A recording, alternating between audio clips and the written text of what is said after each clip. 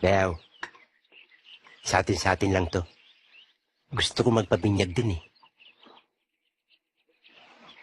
Hindi ka pa nabibinyagan ng ganito? Nakalimutan ng nanay ko eh. Ngayon ka ba magpapabinyag dito? Oo.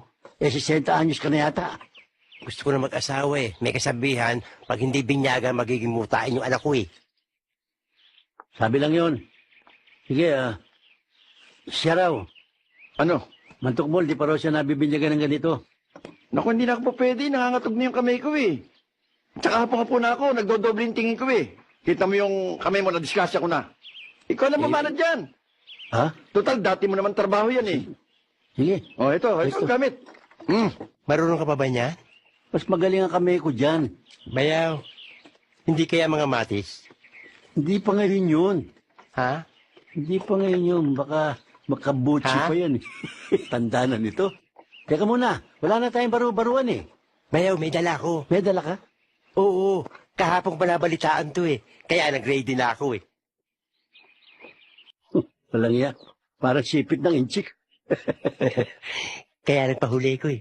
Nakakahiya kasi. Umata ka muna ng bayabas. Hawakan mo, ready na. Hawakan mo yan. Teka, ba't ginagawa mo kang Dracula? Bayaw, Sinatapatan mo ka ng may Rosario. nervous ako eh. May nervous ako. Hawakan mo. Paano tayo magbibinyagan ito? Tago mo muna yung Rosario, pwede ba? Para kang bibitayin na. Hawakan mo. Bayaw. Bayaw. Bayaw. Bayaw. Bayaw.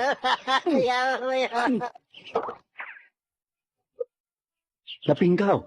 Walang kakwenta-kwenta, malambot pala yung bayaw eh. Wala na ba iba dyan? Substitute? May reserver yan. Alin? Ha? Ito? Yan.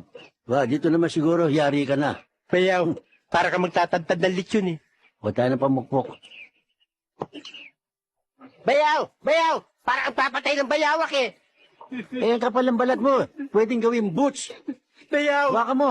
Bayaw, dahan-dahan, bayaw! Hawak na, Baka hawak na! madungog, bayaw! Ulo talaga. Makulo talaga. Ay, bumawas. Eh? Naging lagari. Wala na ba kayong iba dyan? Reserva? Meron.